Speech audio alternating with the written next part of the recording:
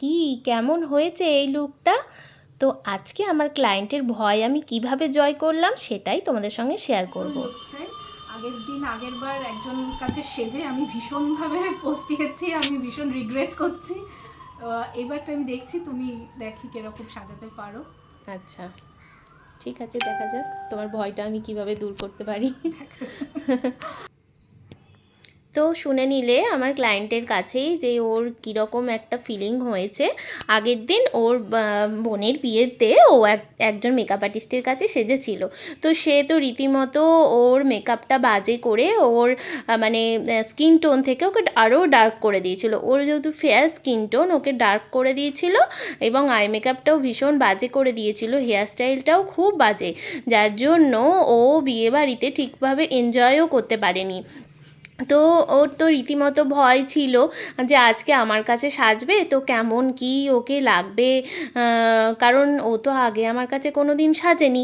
আর যেহেতু আগের দিন ভীষণ একটা বাজে এক্সপিরিয়েন্স, তো আমাকে ফোন করে বারবারই বলছিল যে মৌমিতা তুমি একটু দেখো আমার যেন ঠিক করে হয়। তো যাই হোক, আমি তো চেষ্টা করব, সেটাই আমি ওকে বলেছিলাম। কারণ আগে থেকে তো আর আমি বলতে পারি না যে তুমি আমার কাছে এসো চোখ বন্ধ করে, আমি তোমাকে একদম বেস্টটাই দেবো। মুখের কথাতে তো কেউ কারো এখনকার দিনে বিশ্বাস করা যায় না, আর যাবেই বা কী করে বলো। সবাই এখন যেহেতু আর কোনো কাজ আমাদের ইন্ডাস্ট্রিতে কাজের খুব এখন অভাব, তো সেই কারণে মেকআপ আর্টিস্টরা মানে ভুলভাল মেকআপ করে সব জায়গায় চলে আসছে, আর এখন সবাই মেকআপ আর্টিস্ট হয়ে উঠছে আস্তে আস্তে। তো প্রফেশনটা ভীষণই খারাপ অবস্থা এখন। তো যাই হোক, যারা ভালো কাজ করে তারাই হয়তো কাজ পাচ্ছে না, অথচ যারা খারাপ কাজ করে তারা হয়তো অজস্র কাজ করে এই রকম ক্লায়েন্টকে ভয় পাইয়ে চলে আসছে। এই করে কি হচ্ছে যে সবার মেকআপ আর্টিস্টদের প্রতি একটা ভীতি চলে আসছে। তারপরেও আবার অনেকে নকল প্রোডাক্ট, অনেক কিছু সস্তা দামি প্রোডাক্ট ইউজ করার ফলে তাদের স্কিনেও ভীষণ প্রবলেম হয়ে যাচ্ছে।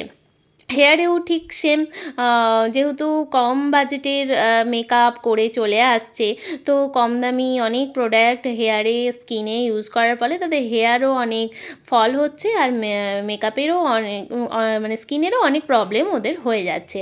তো আমি এটাই বলবো, তোমরা আগে শুনে নাও রিভিউটা।